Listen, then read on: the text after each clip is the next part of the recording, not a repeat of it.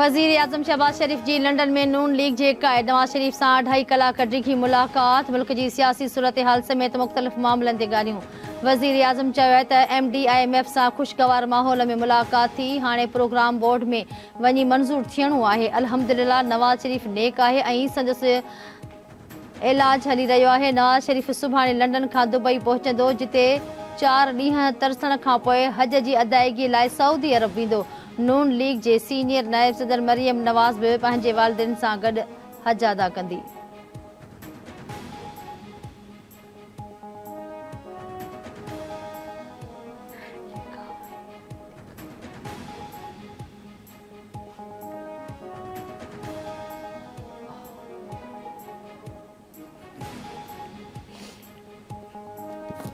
सदर जरदारी साहब के बारे में तो मशहूर है कि यारों का यार है।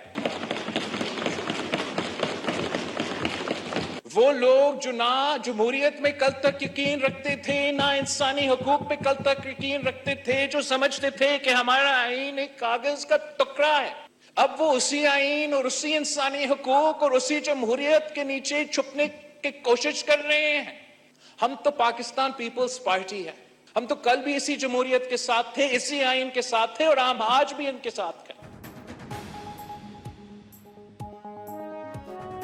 अमेरिका भारत विच में वधंदड़ लाॻापन सां पाकिस्तान गैर महफ़ूज़ न बणिजी वेंदो। पाकिस्तान लाइ ज़रूरी आहे त दुनिया जी सियासत खां थोरो परे रहे ऐं पंहिंजो पाण ते ध्यानु ॾिए। वज़ीर आज़म जा वाइदा पूरा थींदे नज़र अची रहिया आहिनि। शहबाज शरीफ़ पारां बोर्ड मुतासिरनि लाइ फंड्स जारी करण जी ख़ातिरी ते थोराइता आहियूं। वज़ीर आज़म बोर्ड मुतासिर इलाक़नि जो दौरो करे हालतूं अखियुनि सां ॾिठियूं। वज़ीर आज़म जंहिं नियत सां कमु करे रहियो आहे, इन खां वधीक को बि नाहे ॾिठो। परॾेही वज़ीर ऐं पीपल्स पार्टी जे चेयरमैन बिलावल भुट्टो ज़रदारी क़ौमी असेंबली में ख़िताब कंदे चयो आहे त आसिफ़ ज़रदारी लाइ मशहूरु आहे त हू यारनि जो यार आहे।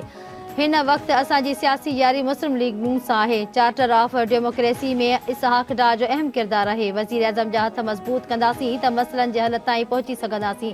शहबाज शरीफ़ रुॻो नून लीग न पर पीपल्स पार्टीअ जो वज़ीर आज़म आहे। Pakistan is unique in nature, just unique. I want you all to be rich. When all of you are rich, then the country is rich. If only my family is rich or a couple of political families are rich, Pakistan is not rich. Pakistan is rich when you are all rich. We have to make Pakistan rich. We have to make Pakistan rich. The formula is through you. I can't make Pakistan rich only through minds. Misa के मईशत वक़्त जी अहम ज़रूरत आहे। मीसा के मईशत ते ॻाल्हाइण ऐं सही करण लाइ तयारु आहियां।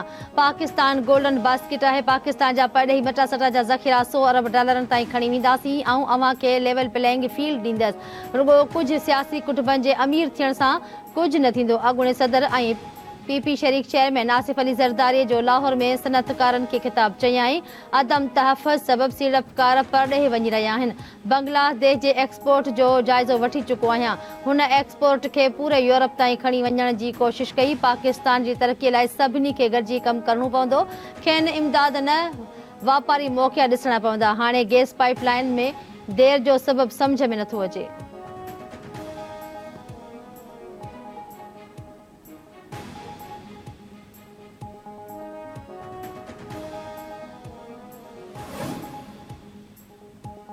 गंदावा वेझो ॻोठ खंजाणे में लाशारी बिरादरी जे 2 धुरनि में पुराणी तकरार तां 2 ॼणा क़तल, 3 ज़ख़्मी। फायरिंग जी ॾेवट में उस्मान ऐं असगर लाशारी मारिजी विया। सुलेमान ऐं कदीर समेत 3 ज़ख़्मियुनि खे अस्पताल मुंतक़िल कयो वियो। सेठा जा वेझो ॻोठ गाबर शाख में मच्छीअ जे तलाउ ते सुतल अधरोट शख़्स डंडा हणी क़तल। ॻोठ नसीर मंगणेचो वासी रतु मंगणेचो खे अणॼातल जाबदारनि बेदर्दी सां क़तल कयो।